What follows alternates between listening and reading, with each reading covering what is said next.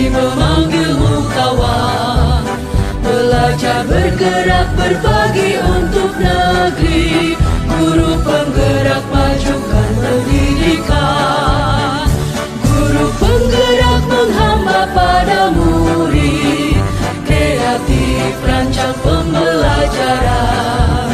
Hargai potensi, tingkatkan prestasi. Iya. Assalamualaikum warahmatullahi wabarakatuh. Waalaikumsalam warahmatullahi wabarakatuh. Gimana kabarnya Pak pagi hari ini? Alhamdulillah. Sudah makan roti, Oh, sudah minum obat, iya. sudah minum teh. Teh. Semoga Bapak selalu sehat selalu ya Pak ya. Amin ya rabbal alamin. Amin. Pak, pagi ini kami berdua, saya Hasbia dan Bu Desi Andayani, ada tugas untuk wawancara kepala sekolah. Iya. Nah, di sini kami boleh bertanya ya Pak ya, ada beberapa poin nanti Boleh, Pak. Oke. Terima kasih sebelumnya Pak saya ucapkan. Nah, adapun pertanyaan pertama nih. Selama ini bagaimana Bapak mengidentifikasi kasus-kasus yang merupakan dilema etika atau bujukan moral? Oke, Ya. baik. Dilema etika itu maksudnya adalah suatu permasalahan yang kita hadapi di mana kita dihadapkan kepada sikap atau hasil belajar siswa. Di satu sisi, siswa ini memberikan hasil yang baik, produktivitas yang baik, misalnya di non-akademik. Tapi di lain sisi, mungkin dalam belajarnya itu lemah, daya serapnya lemah.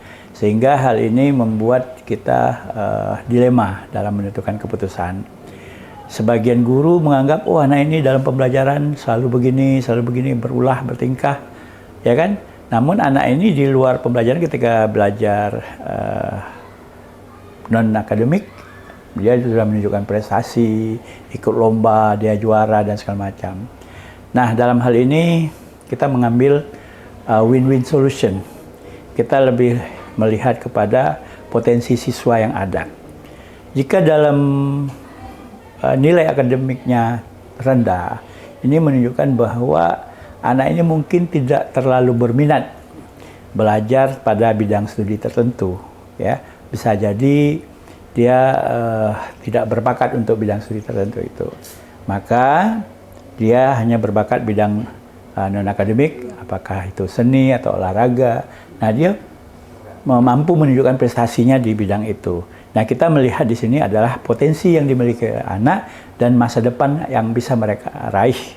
Nah, untuk itu kita akan memberikan penilaian atau memilih potensi yang ada pada diri anak itu. Maka kita akan jadikan dilema etika itu, ya, yang berpotensi untuk anak itu adalah kita ambil nilai non akademiknya yang terbaik. Demikian. Sementara untuk nilai bujukan moral itu adalah suatu problema atau masalah yang kita hadapi. Bisa jadi di satu sisi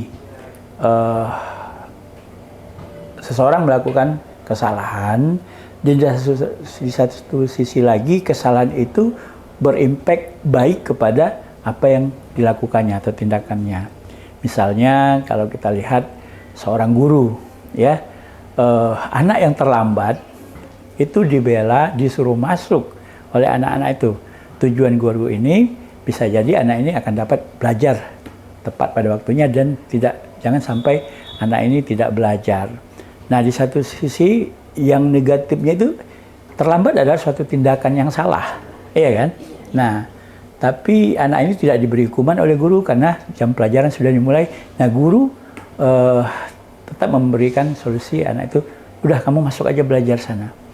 Nah, dalam hal ini kita mengambil keputusan hal yang salah tetap kita katakan salah, ya, tetap kita tegakkan salah. Jangan hal ini menjadi suatu kesalahan itu hal yang biasa.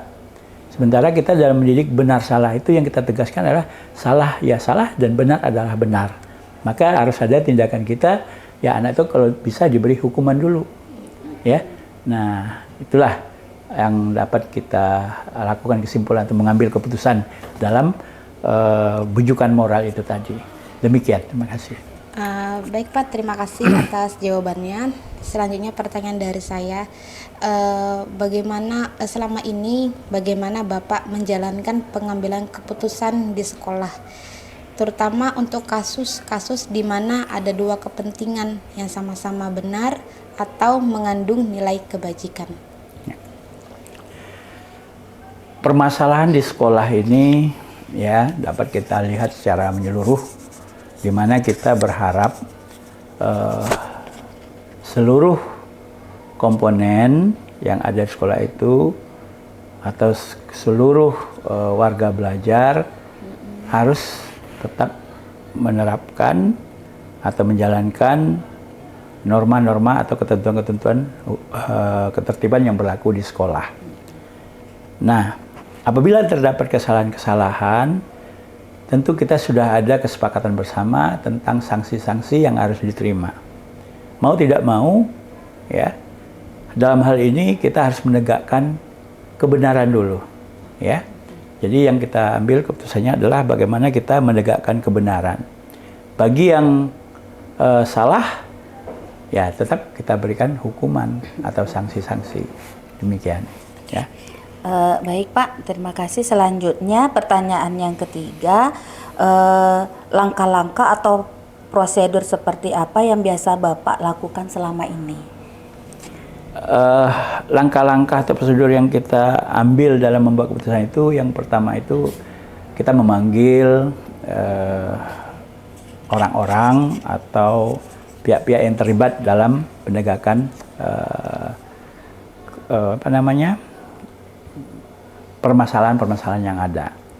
Apabila misalnya terjadi pada siswa, ya, permasalahan tentang siswa, salah satunya siswa beberapa hari tidak masuk, tidak ada kabar dan tidak ada berita, maka kita panggil orang yang terlibat di sana itu misalnya wakil kesiswaan. Selain itu juga kita bisa tanyakan kepada wali kelas, ya, sehingga kita mengetahui apa yang terjadi pada diri anak ini. Jadi langkah-langkahnya itu kita panggil pihak-pihak yang terlibat, ya. Kemudian kita mengundang orang tuanya untuk datang ke sekolah, memberi kabar dan menanyakan apa yang terjadi pada anak ini, ya. Nah, disitulah kita baru tahu apa yang terjadi pada anak dan bagaimana kita mengambil keputusan nantinya. Apabila dinyatakan oleh orang tuanya bahwa anaknya sakit atau anaknya mungkin pada hari-hari tertentu dia malas ke sekolah, nah kita pihak sekolah akan bisa mengambil sikap terhadap permasalahan anak itu. Oke. Terima kasih Pak. Selanjutnya, hal-hal apa yang selama ini Bapak anggap efektif dalam pengambilan keputusan pada kasus dilema etika? Dalam dilema etika itu kita memang berusaha untuk berlaku seadil-adilnya kepada anak didik kita, ya. Nilai sifat-sifat keadilan itu atau prinsip keadilan itu artinya kita memberikan memenuhi hak-hak anak, ya. Apa saja yang menjadi hak anak? Nah, itu tadi hak anak adalah mendapatkan pendidikan, pembelajaran yang baik, kemudian dia juga mendapat perlakuan yang baik dari sekolah, dan juga mendapatkan keputusan hasil yang baik. Nah, dari situlah kita melakukan identifikasi masalah-masalah yang ada dan menginventaris apa saja yang menjadi nilai-nilai baik dari anak itu. Jadi kita akan melihat dominan dari nilai-nilai baik yang dihasilkan oleh anak itu sendiri, gitu ya. Baik Pak, selanjutnya hal-hal apa saja yang selama ini merupakan tantangan dalam pengambilan keputusan pada kasus-kasus dilema etika? Oke. Tantangan terbesar di sekolah ini, di SMA Negeri 1 Batam ini khususnya, kita tahu bahwa rata-rata anak yang bersekolah ini merupakan anak-anak orang pejabat, juga anak terpandang. Nah, boleh dikatakan sebagian besar dari siswa kita adalah anak-anak yang dari keluarga mampu atau backgroundnya boleh dikatakan keluarga yang berpendidikan tinggi dan juga berekonomi tinggi dan juga dalam kelompok golongan orang-orang terhormat. Nah, kadang-kadang jika terjadi masalah pada anak-anak mereka, di sini kita memang agak sulit membuat keputusan karena pengaruh orang tuanya tadi. Tapi bagaimanapun juga, saya selaku kepala sekolah bukan memandang pada bagaimana orang tuanya, tetapi yang kita lihat itulah bagaimana keadaan siswanya atau keadaan anaknya. Jika memang anaknya mengalami suatu permasalahan, dan kita harus jelaskan kepada orang tuanya. Jika anaknya memang harus dihukum, ya kita harus jelaskan mereka harus dihukum. Jadi tidak ada perbedaan bagaimana kita mengambil keputusan itu. Dan status orang tuanya ataupun bagaimana keadaan orang tuanya tidak mempengaruhi kita untuk memberikan hukuman ataupun juga mengambil keputusan terhadap apa yang terjadi pada anaknya. Tapi ya memang kadang-kadang itu menjadi suatu dilema yang memang harus kita pertimbangkan juga. Kita tidak boleh semata-mata karena anak ini salah harus salah begini, tidak. Tapi juga kita ajak orang tuanya berdiskusi, itu yang paling utama. Jadi kita sampaikan permasalahan anaknya kepada orang tuanya, sehingga orang tuanya itu bisa menerima ya keadaan sesungguhnya demi kebaikan anaknya di masa akan datang. Begitu. Baik Pak, menurut Bapak nih, apakah Bapak itu memiliki jadwal tertentu untuk menyelesaikan suatu masalah dilema, atau Bapak memiliki pada saat itu juga untuk menyelesaikannya? Memang dalam mengambil suatu keputusan kita harus melakukan pemikiran-pemikiran yang lebih jauh dan hendaknya ini dipikirkan konsekuensi yang akan terjadi begitu. Nah, apabila suatu permasalahan ada pada seorang anak dalam dilema etika maupun bujuk bujukan moral, permasalahannya itu dua-duanya adalah hal yang sangat urgen begitu. Tetapi kita juga harus membuat suatu perencanaan penyelesaian masalah. Jadi tidak bisa ada masalah kita selesaikan saat itu juga belum tentu selesai. Ya, kita harus berpikir apa tahapan pertama. Ya, pertama kita melihat status anak dulu. Anak ini kejadiannya dalam melakukan kesalahan itu kapan? Lalu diminta diidentifikasi dulu beberapa kesalahan oleh pihak yang yang menanganinya, apakah itu kesiswaan atau wali kelas atau guru BK. Kita minta dulu mereka untuk mengidentifikasi. Jadi ada waktu-waktu itu. Misalnya saya tentukan, coba wali kelas saya minta waktu 2 hari diidentifikasi anak ini permasalahan apa saja yang sudah dia lakukan. Ya. Nah, kemudian beberapa hari berikutnya saya minta ada pemanggilan orang tua. Ya, pemanggilan orang tua dan dipertemukanlah dengan apakah guru BK atau wali kelas, ya kan? Untuk membicarakan masalah anaknya. Nah, jika permasalahan tidak selesai pada tahap itu, maka saya harus membuat jadwal pertemuan dengan orang tua yang bersangkutan atau anak yang bersangkutan. Nah, disitulah ada beberapa prosedur yang harus kita lakukan. Mulai jadwal, kemudian tindakan apa yang harus kita lakukan, dan ini memang supaya permasalahan itu tidak mendadak dan juga kita bisa berpikir lebih jauh kira-kira apa tindakan yang akan kita berikan kepada yang bersangkutan atau yang bermasalah begitu. Baik Pak, terima kasih atas penjelasannya. Selanjutnya sedikit lagi ya Pak ya. Adakah seseorang atau faktor-faktor apa yang selama ini mempermudah atau membantu Bapak dalam pengambilan keputusan dalam kasus-kasus dilema etika ini Pak? Ya. Sebagai kepala sekolah tentu saya punya tim ya.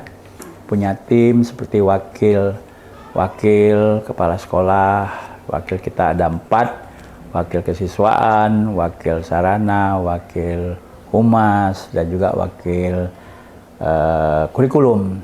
Nah, tentu permasalahan yang ada, yang terjadi pada diri anak itu menyangkut ke satu di antara 4 itu, bahkan bisa 2 atau 3 yang berhubungan dengan kasus kurikulum, berarti tentang pembelajaran. Kalau kesiswaan itu berarti permasalahan tentang kenakalan dan lain-lain. Dan bisa jadi ya orang-orang inilah yang akan saya panggil untuk menanyakan kira-kira permasalahan ini dalam hal misalnya dalam kesiswaan. Nah, apa solusi yang kita ambil? Apa permasalahan yang kita ambil? Itu adalah orang-orang yang terdekat yang saya minta pertimbangan dalam mengambil suatu keputusan. Ya. Selain itu juga saya punya ya teman atau rekan yang bisa dijadikan tempat bertanya, ya, bisa sesama kepala sekolah, ya, juga bisa orang-orang tertentu yang saya anggap mampu memberikan solusi kepada saya. Apabila dia berhubungan dengan masalah hukum, tentu saya akan cari orang-orang hukum, ya. Apabila berhubungan dengan kriminalitas dan lain-lain, tentu kita akan cari pihak-pihak yang berkompeten seperti kepolisian, ya, dan lain-lainnya juga. Jadi memang saya memiliki perencanaan dan juga orang-orang tertentu yang bisa saya jadikan teman untuk bertanya dan juga untuk memberikan solusi-solusi apa yang kira-kira yang baik untuk kita lakukan, begitu. Demikian. Baik Pak, ini pertanyaan terakhir ya Pak ya. Dari semua yang telah Bapak sampaikan ini, menurut Bapak pembelajaran apa yang Bapak petik dari pengalaman Bapak mengambil keputusan di 5 etika? Ya. Dari pengalaman itu akan membuat kita lebih arif dan bijaksana. Intinya seperti itu. Arif dalam menyikapi suatu permasalahan dan bijaksana dalam memutuskan suatu keputusan. Dalam artian kita semakin dewasa dan melihat suatu permasalahan itu tidak hanya melihat dari permukaan saja, ya, tetapi kita melihat permasalahan yang dialami oleh siswa kita atau guru kita atau siapapun lah yang berada di lingkup sekolah itu, maka itu akan membuat kita menjadi jauh berpikir ke depannya dan selalu memperhatikan resiko atau sebab akibat yang ditimbulkan oleh suatu keputusan yang kita ambil. Maka dari situ yang dapat kita petik dari mengambil keputusan ini, yaitu berubahnya sikap kita menjadi dewasa, menjadi orang yang arif dan bijaksana. Gitu. Baik Pak, terima kasih. Demikian hasil wawancara kami dari CGP Angkatan 8 Pak. Sangat berterima kasih Bu Hasbia dan saya Desi Handayani karena Bapak memiliki waktu luang ini untuk tugas kami. Di sini kami banyak sekali mengambil belajar ya Pak ya, pembelajaran dari Bapak. Bapak sudah menjelaskan, itu menjadi praktik baik bagi kami di pembelajaran di kelas, sebagai pemimpin pembelajaran kelas, di mana kita tidak boleh asal sembarang mengambil keputusan gitu. Jadi harus ada step-step, tahap-tahap, prosedur dan jadwal yang harus disesuaikan dengan kasus anak tersebut.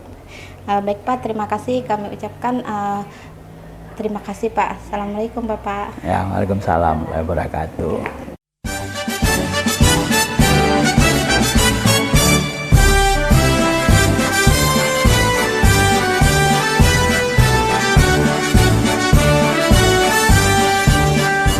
Bulatkan tekad, kuatkan hati, negeri ini memanggilmu kawan.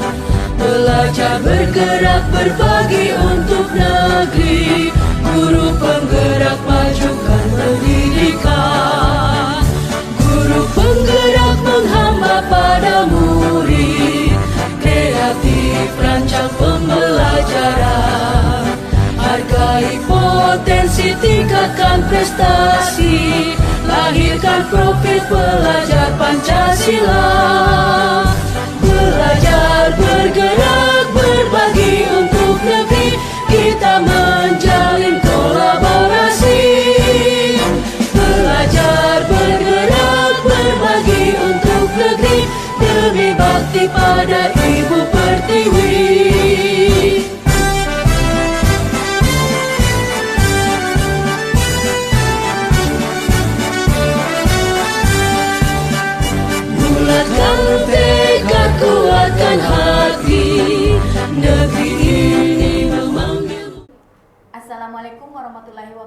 wabarakatuh. Waalaikumsalam warahmatullahi wabarakatuh. Gimana kabarnya, Sir? Alhamdulillah sehat, Sir Celi. baik. Iya. Baik, sebelumnya saya Hasbia dari guru SMA 1 Batang Iya. sebagai calon guru penggerak angkatan 8 dan teman saya Bu Desi Handayani dari SMA 1 Batang juga sebagai calon guru penggerak angkatan 8. Kami mengucapkan terima kasih Sir Celi karena sudah mau menerima kami untuk wawancara Iya, pada baik. sore hari ini. Iya.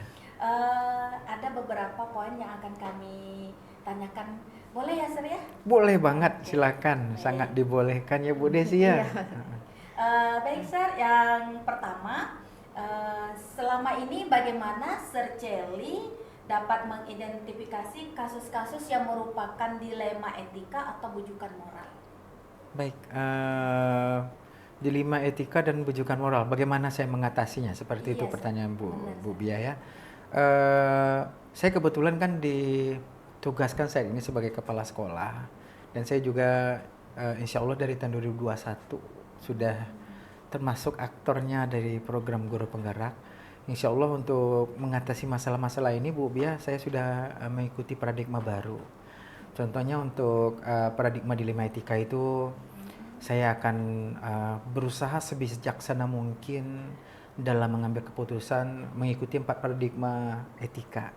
Contohnya bagaimana seseorang akan membuat keputusan melawan masyarakat ramai begitu. Kemudian dalam hal tersebut saya juga harus mempertimbangkan di mana kebenaran melawan kesetiaan. Ada juga kita membahas istilah tentang keadilan versus kasih, rasa kasihan gitu ya Bu Bia ya. Udah belajar kan Bu Bia sama Bu Desi juga ya. Kemudian yang terakhir dalam paradigma ini saya juga memandang sesuatu hal itu jangan di jangka pendeknya saja atau keputusan yang saya ambil hasilnya hanya untuk sesaat, namun saya juga harus menimbang dan betul-betul sebijaksana mungkin apa hasilnya di jangka panjang ke depannya seperti itu. Jadi kalau kita simpulkan boleh antara jangka pendek versus jangka panjang seperti itu. Untuk prinsip pengambilan keputusan untuk dilema ini Bu Hasbiah dan Bu Desi, saya juga berusaha untuk mengikuti 3 prinsip yang ada. Contohnya bagaimana prinsip berpikir yang nanti berpikir kita ini berazaskan atau berdasarkan hasil akhirnya. Jadi bukan diambil sesaat, karena membuat keputusan ini kan bukan sesuatu tindakan yang dibuat seperti kita membalikkan telapak tangan mudah begitu ya. Namun sesuatu yang benar-benar kita pikirkan dengan matang sekali hasil akhirnya nanti seperti apa. Kemudian juga dalam menghadapi dilema etika ini juga saya berusaha sebagai seseorang yang mengambil keputusan itu untuk berpikir yang berazaskan peraturan. Jadi bukan hanya hasil akhir, tapi kita juga harus menimbang, mengingat juga bagaimana sih hal ini melanggar sebuah aturan, norma-norma, etika dan segala macam atau tidak begitu. Dan mungkin juga kita harus memegang prinsip ya dalam membuat keputusan ini, dalam dilema ini, yaitu rasa peduli kita. Walaupun secara aturannya atau secara hasil akhirnya itu baik menurut kita dalam mengambil keputusan, namun rasa peduli kita terhadap sesuatu dalam mengambil keputusan ini mungkin bisa bermanfaat ya bagi semua pihak, baik bagi kita yang mengambil keputusan sendiri atau orang lain yang menerima keputusan yang kita ambil ini. Karena sebuah keputusan yang baik itu ya mengandung nilai-nilai kebajikan secara universal. Seperti itu Bu Hasbiah. Baik, Sir, terima kasih untuk yang poin pertamanya. Nanti Ya. dilanjutkan kepada Bu Desi. Silakan Bu Desi. Baik Sir Celi, tadi Sir Celi sudah menjelaskan tentang nilai-nilai kebajikan nih. Nah, pertanyaan saya tuh selama ini nih bagaimana sih Sir Celi itu menjalankan pengambilan keputusan di sekolah Sir Celi gitu, terutama untuk kasus-kasus yang ada 2 kepentingan yang sama, benar atau sama-sama mengandung nilai kebajikan yang dijelaskan Sir Iya. tadi. Baik. Itu yang namanya mungkin dilema ya. Iya, iya, Dilema. Sir. Kalau dalam istilah kita di program guru penggerak ini trilema. Ya, trilema ya. Ini benar-benar sesuatu yang membutuhkan usaha ekstra ya dari benar. seseorang untuk membuat keputusan ini benar-benar nggak ada yang menang lawan kalah. Iya. Namun hasil keputusan ini menang dan menang. Bagaimana seorang pembuat keputusan itu sendiri mengambil risiko terkecil dari hal tersebut seperti itu. Tadi pertanyaannya boleh disampaikan kembali Bu Desi seperti apa intinya? Oke. Intinya itu Sir, bagaimana Sir Charlie menjalankan pengambilan keputusan di sekolah Sir? Baik. Kalau di sekolah saya yang sekarang, saya nggak ragu dalam mengambil keputusan. Karena ada 9 langkah ya. Teman-teman udah belajar itu ya? Iya, 9 Sir, benar. langkah untuk pengambilan dan pengujian keputusan itu sendiri gitu kan. Kalau sekarang sih sepertinya insya Allah hal ini saya lakukan dengan baik, tersistematis. Sesuai dengan tujuannya juga, ada rancangan di awalnya seperti apa gitu ya. Kalau dulu-dulunya ya versi saya mengambil keputusan itu yang penting saya sudah memanggil seseorang yang mengalami sebuah permasalahan, contohnya misalnya ke murid misalnya seperti itu, murid yang sering cabut nggak masuk sekolah begitu, atau dulu ada murid kita yang tidak naik kelas begitu ya Bu Asbiah ya. Kalau memang hasil keputusan bersamanya guru-guru sepakat anak itu tidak naik ya saya dulunya cuma ikut suara terbanyak ya udah nggak naik gitu ya. Iya. Namun sekarang sesuai dengan jawaban yang saya berikan ke Bu Asbiah tadi, bahwasanya prinsip pengambilan keputusan itu kan bukan hanya ke hal itu saja. Iya, Ada berpikir berbasis rasa kasihan. Berarti keputusan yang saya buat itu tidak semena-mena ya tujuannya nanti ya Bu Desi ya gitu. Jadi ya untuk sekarang saya mengikuti 9 langkah itu Bu dalam pengambilan keputusan saya, yaitu bagaimana kita mengenali nilai-nilai yang saling bertentangan itu. Kalau salah lawan benar kita gampang ya memutuskan ya benar ya pasti benar begitu ya. Namun kalau benar sama benar yang dilemanya itu ya mungkin itu yang putus 9 langkahnya ini. Bagaimana nanti kita menentukan siapa yang terlibat dalam situasi ini. Kemudian kita harus mengumpulkan dulu evidence atau fakta-faktanya dari sebuah keputusan yang akan kita ambil begitu ya. Kemudian ada juga pengujian benar salahnya secara legalnya seperti apa. Kemudian mungkin kita boleh mengujinya dengan uji regulasi, intuisi. Mungkin kita tulis sebuah opini di sebuah surat kabar, di mana nanti dari tajuk opini itu orang lain atau pembaca kita akan memberikan pandangan pendapat, atau ya kan, uji panutan. Dulu kalau saya kena marah sama papa saya, begitu kan, papa saya langsung menghukum saya. Mungkin begitulah keputusan beliau ketika saya dulu salah dulu gitu. Namun ketika saya mengambil panutan ini atau idola saya adalah seorang ibu saya, sesalah-salah saya di masa lalu ternyata beliau bijaksana ya dalam memberikan keputusannya kepada saya. Mungkin uji ini juga sangat berarti bagi saya untuk mengambil sebuah keputusan yang saya sampaikan tadi itu Bu. Nah untuk pengujian paradigma benar salah ini mungkin benar salah ya udah jelas mungkin menang nanti benarnya gitu ya. Namun kalau benar sama-sama benar, itu kan bukan tindakan yang mudah kita lakukan ya Bu ya. Kayaknya nanti di 9 langkah ini walaupun keputusan sudah kita buat, ternyata di langkah terakhir kita masih harus meninjau lagi keputusan itu. Padahal udah 9 langkahnya kita ambil kan, ternyata sudah memutuskan pun ternyata kita mesti meninjau lagi, mereview lagi kan. Poin terakhir buat keputusan dan refleksi ya. Dan direfleksi, kita evaluasi lagi. Ternyata keputusan yang kita ambil itu bisa kita revisi kemungkinannya kalau memang masih ada kekeliruan di dalamnya. Jadi ini sesuatu yang benar-benar kalau saya ya menurut saya sesuatu yang menantang bagi seorang pemimpin dalam membuat keputusan.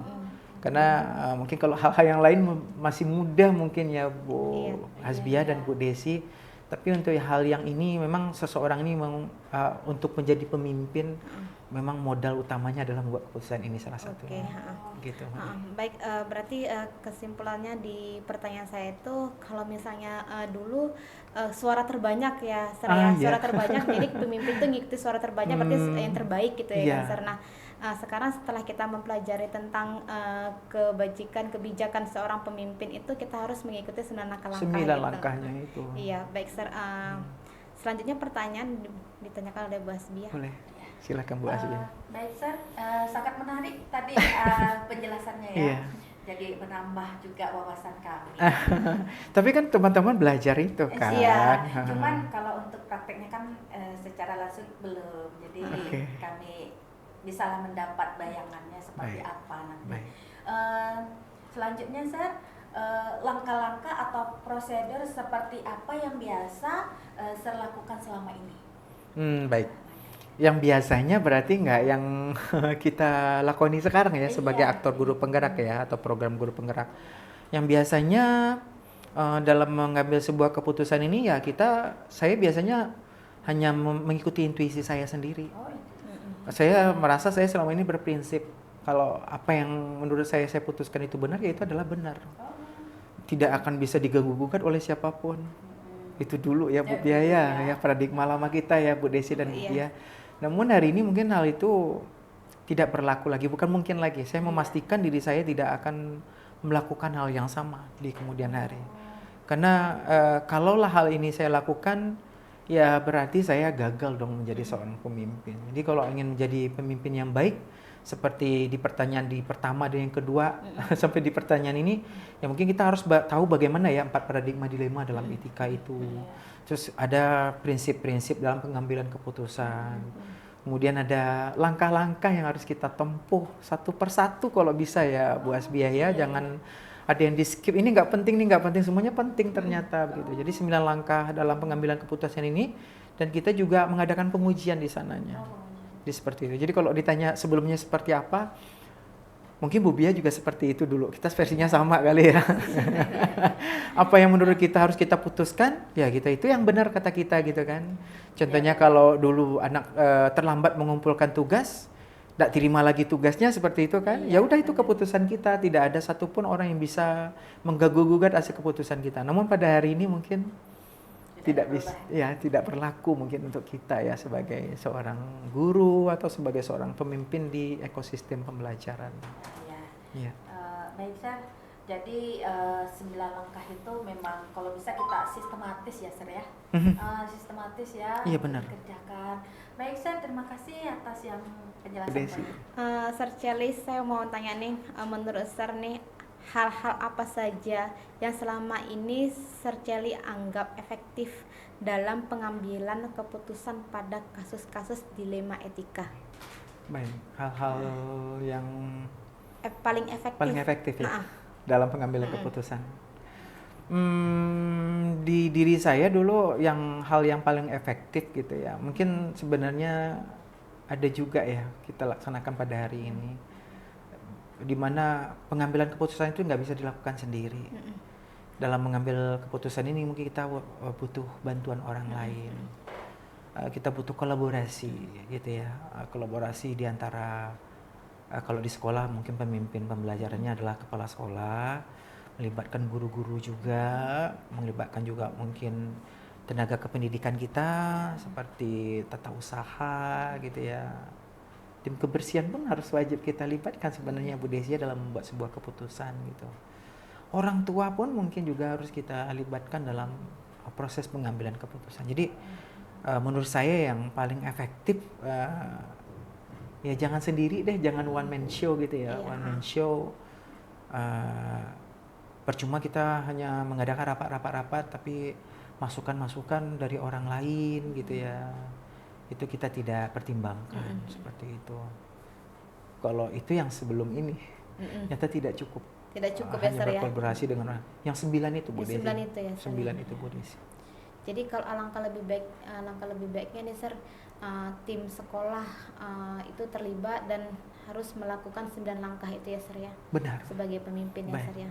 Bukan hanya saya loh sebagai pemimpin di sekolah, guru-guru sebenarnya Guru-guru seperti juga Bu ya, Desi Sir, kan ya. sudah Pemimpin pembelajaran saya. ya Sir ya di dalam kelas ya. Iya di kelas Iya. gitu kan pemimpin juga kita pemimpin di kelas. pembelajaran di kelas. Iya. Sir. Baik. Oke, selanjutnya. Baik Sir, yang untuk poin pertanyaan berikutnya, hal-hal apa saja yang selama ini merupakan tantangan dalam pengambilan keputusan pada kasus-kasus dilema yang sudah Sir alami? Tantangannya itu di mana Sir? Tantangannya itu kayaknya kita udah diskusi ya di awal pembicaraan kita iya, hari iya. ini ya Bu ya. Tantangannya ya bagaimana ya? Saya sendiri gitu terus orang memberikan masukan kiri kanan gitu ya. Berarti kan saya individu yang melawan orang banyak. Bagaimana kebenaran harus ditegakkan? Ternyata di balik itu ada kesetiaan yang harus dipertimbangkan juga gitu ya Bu Bia ya.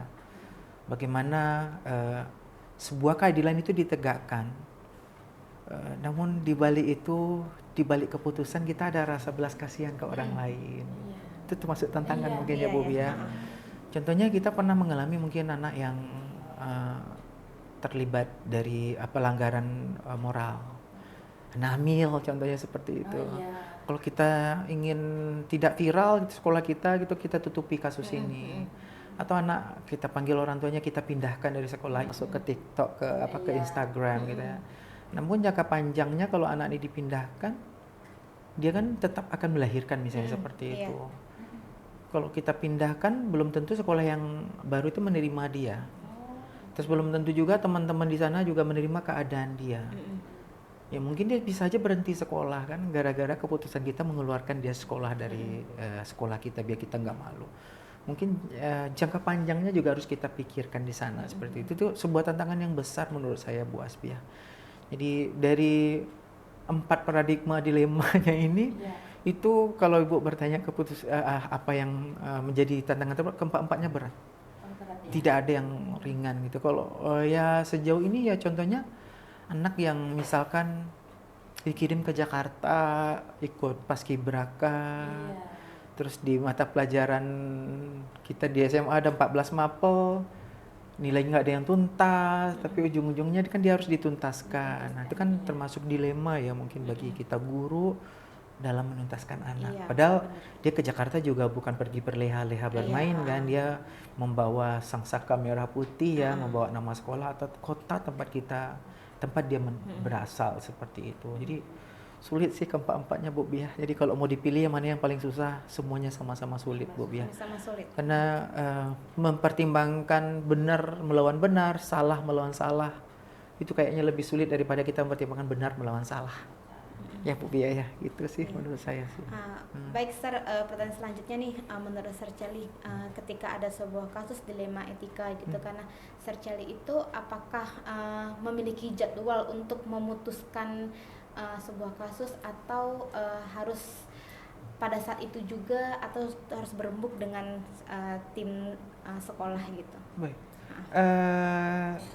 Saya tidak ingin keputusan yang dibuat itu sifatnya seperti yang tidak kita inginkan tadi. Mungkin ada hal beresiko.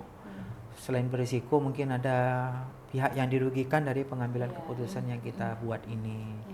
Jadi saya menyiapkan waktu khusus. Sebaiknya ya menyiapkan waktu khusus, tidak saat ini saya baru menerima kabar begini itu saya harus memutuskan saat ini juga begitu ya. Tidak, melainkan saya mungkin harus menyiapkan segala sesuatunya dengan baik.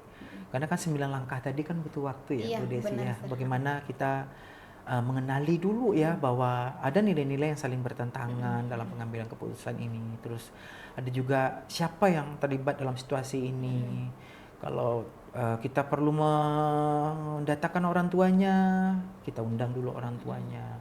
Kalau ada orang yang tinggal di lingkungan tempat tinggalnya di luar dari keluarganya, mungkin kita undang ya. Itu membutuhkan waktu ya Bu Desi. Jadi bukan tindakan yang cepat gitu ya, yang cepat terlalu gercep kata orang sekarang, yang mana mungkin hasilnya tidak maksimal sih menurut saya begitu. Terus kita juga wajib mengumpulkan fakta-fakta dulu gitu kan. Terus bagaimana uji legalnya nanti, salah lawan benar, benar lawan benar, atau ada lagi istilah salah lawan salah, tetap harus ada keputusan di balik itu kan. Terus bagaimana kita mengadakan melihat prinsip pengambilan keputusan ini kembali. Ya bagaimana kalau dia berbasis hasil, berbasis kepada peraturan, berbasis dengan rasa peduli kita sebagai guru gitu ya. Nah, bagaimana juga investigasi opsi trilema itu sampai saat ini saya juga masih begini Bu Desi dan Bu Bia, belum terlalu yakin ya saya sudah menguasai ini semuanya. Tapi alhamdulillah sejauh ini pengambilan keputusan dengan mengikuti 9 langkah ini kayaknya kecewa sih pasti kecewa ya. Kalau hasil keputusan ini ada pasti orang yang tidak menerimanya seperti itu. Tapi saya kayaknya agak lebih yakin dalam memberikan sesuatu itu atau membuat keputusan itu sendiri seperti itu Bu Desi. Baik Sir, berarti kita harus ada waktu ya Sir ya. Harus, tidak boleh wajib. asal memberi keputusan gitu, karena banyak pihak-pihak yang dirugikan ya Sir ya. selanjutnya ya Sir ya. Baik. Eh, Minum dulu, silakan Bu iya, Bia. baik. Tadi dia kami siapkan minum Iya. sebelum Bu Bia sama Bu Bu Iya, Desi terima kasih, datang. Sir. Ya, terima kasih Silakan, Sir, silakan. sudah Gitu. atas sambutannya. Iya. Sedikit lagi ya Sir ya. Boleh, banyak juga boleh. Iya. Em, adakah seseorang atau faktor yang selama ini mempermudah atau membantu Sir dalam pengambilan keputusan dalam kasus-kasus dilema etika ini? Baik. Iya. Berarti faktor di luar dari manusianya ya, atau ada nggak manusianya yang membuat kita lebih berhasil dalam membuat keputusan seperti itu ya? Pasti ada Bu Bia, pasti ada faktor-faktor itu. Karena kalau tidak ada hal itu, ada kaitan mungkin dengan pertanyaan sebelumnya ya. Saya nggak bisa mengambil keputusan sendiri. Pasti ada orang lain di balik saya yang saya minta pendapatnya. Saya mengumpulkan dulu data-data dari orang yang terlibat dalam pengambilan keputusan ini, seperti itu Bu Asbia. Itu pasti sangat dibutuhkan ya orang-orang itu. Terus ada faktor-faktornya, pasti banyak faktor itu. Contohnya dalam mengikuti 9 langkah pengambilan keputusan ini, kadang-kadang ada sesuatu hal yang tidak kita duga kita bisa dapatkan. Ada sesuatu hal yang tidak terduga. Malah ada kreativitas ya di balik itu ya dalam pengambilan keputusan mengikuti 9 langkah ini Bu Asbia. Yang nggak kepikir mungkin sama kita sebelumnya gitu. Nah, jadi dari orang mungkin atau dari faktor-faktor yang Bu Asbia tanyain tadi itu bisa saja itu terjadi gitu. Jadi itu apa yang namanya ya? Pasti sangat mungkin terjadi begitu. Baik Sir, berarti mungkin dari kita mengambil keputusan dari faktor orang lain bisa mendapatkan ide lagi ya. Iya, benar. Masukan. Ya. Baik Sir, mungkin mengingat waktu di sore. Mau balik ya, Udah hati-hati sore, nanti ya. Satu lagi Sir, Siap. pertanyaan nanti akan Baik. terakhir disampaikan sama Baik. Bu Desi. Silakan Bu Terakhir ya, Desi. Sir, ya. Ya, senang hati menjawab pertanyaan Bu Desi yang Dari terakhir. semua yang telah Sir sampaikan nih, saya sangat tertarik ya Sir ya. Nah, menurut Sir Charlie, pembelajaran apa sih yang dapat Sir Charlie petik dari pengalaman Sir Charlie tentang pengambilan keputusan dilema etika? Baik. Pengalaman yang saya bisa ambil dalam pengambilan keputusan itu adalah pembelajaran. Pembelajaran ya Sir. Pembelajaran yang semakin membuat saya dari waktu ke waktu semakin dewasa, semakin bijaksana, dan semoga semakin arif dalam membuat keputusan. Karena tanpa ada pembelajaran ini, saya mungkin tidak akan dapat pengalaman. Jadi kalau ada kasus satu hari ini, mungkin akan saya jadikan pengalaman saya di masa yang akan datang. Kalau ada kekurangan dari pengambilan keputusan kasus 1, 2, 3 sampai kesekian, mungkin ini bisa diperbaiki dengan adanya refleksi dari waktu ke waktu. Karena itu adalah proses perbaikan yang terjadi pada diri seseorang. Jadi itu mungkin ya pengalaman yang itu terbaik bagi saya.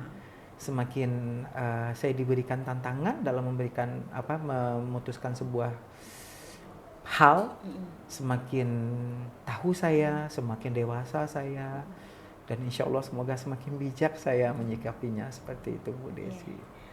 Baik Sir, sekian dari pertanyaan dari kami. Baik. Dari CGB Angkatan 8 ini Sir. Nah, Semoga nanti wisudanya lulus kedua-duanya ya. amin Sir. Jangan lupa Amin. jadi Iya. supir, jadi pilot, jadi apa ya, inspirator bagi teman-teman di sekolahnya. Semoga ilmu yang didapatkan bisa diimbaskan ya ke teman-teman yang lain. Nanti kami undang juga ya ke sekolah kami ini untuk memberikan atau mendiseminasikan ilmu-ilmu baru dari program guru Insya Allah, penggerak. Sir. Baik Sir, insya Allah Baik. kami siap. Siap, insya Allah ya Bu Bia. Baik Sir, kami mengucapkan terima kasih banyak. Sama-sama. Kami berdua, saya sama Bu Desi sudah menerima kami, bahkan sudah dipersiapkan segala hal. Iya. Dan dari hasil wawancara ini saya pribadi dapat merasakan apa yang harus saya lakukan nanti, bagaimana cara pengambilan keputusan khususnya kepada anak murid saya sebagai Pemimpin pembelajaran. Sekali lagi saya ucapkan terima kasih. Sama-sama sudah Bu menerima Hasbia, kasih, Sir. sama-sama Bu Desi udah Terima datang kasih, ya. Sir. Baik, Sir. Sebelum mengakhiri kita foto dulu ya, Sir. Boleh, boleh, ayo kita foto.